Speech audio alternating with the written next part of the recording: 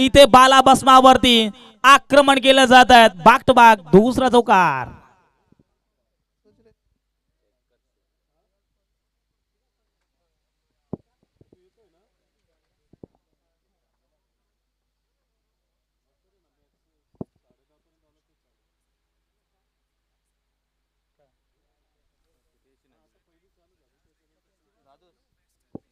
अजूनही या चेंडूवरती चौकार एक षटकार एक क्लिअर इथून होत नाहीये.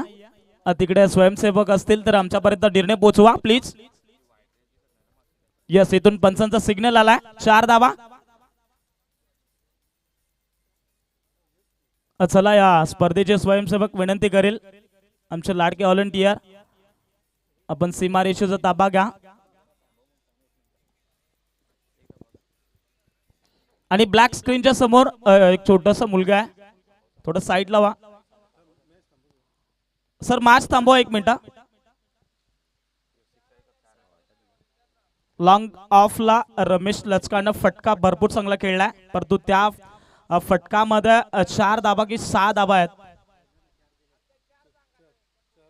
यस, इथून चौकार आहे.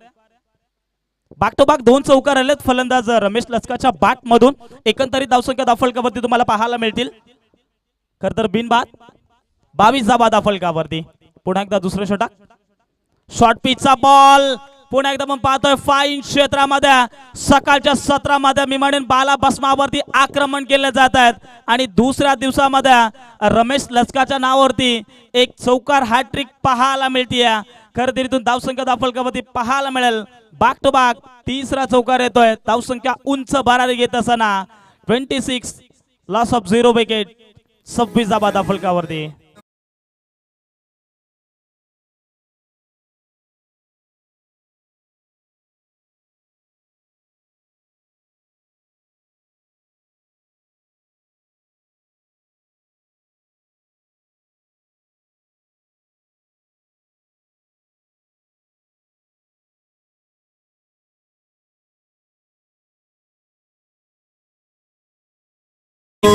पहिलं पॉवर प्लेचं षटक होतं. पहिल्या पॉवर प्लेच्या षटकामध्ये आपण पाहिलं जितेंद्र शेंडेवरती हल्ला चढवलात.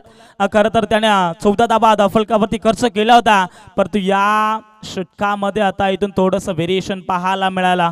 खरं तर 3 चेंडूवरती बाला बसमाला जबरी मार दिल्यानंतर लगेच चेंडू पहा थोडासा या ठिकाणी गतीमध्ये परिवर्तन केलं आणि डॉट चेंडूची सांगता करत असताना पुन्हा एकदा आपण पाहतो आडवा वाटत खेळण्याचा प्रयत्न. लेग स्लिप मध्ये क्षेत्ररक्षक आहेत, परंतु या ठिकाणी कुठल्याही प्रकारची धाव येत नाहीये. खरं तर आपण पाहिलं तर 2 चेंडू हे निर्धाव टाकलेत आणि अशाच पद्धतीनं निर्धाव चेंडू टाकावे लागतील गोलंदाज बाला बसमाला. कमबॅक पहा तुम्ही. जरी 3 चेंडूवरती 3 चौकार आले तरी देखील एक चांगली गोलंदाजी केली आहे. पुन्हा एकदा आडव्या बॅटने खेळण्याचा प्रयत्न केला, परंतु डीप मध्ये हा चेंडू कदाचित ढकलला गेला. बॅटच्या स्लॉट मध्ये चेंडू येत नाहीये.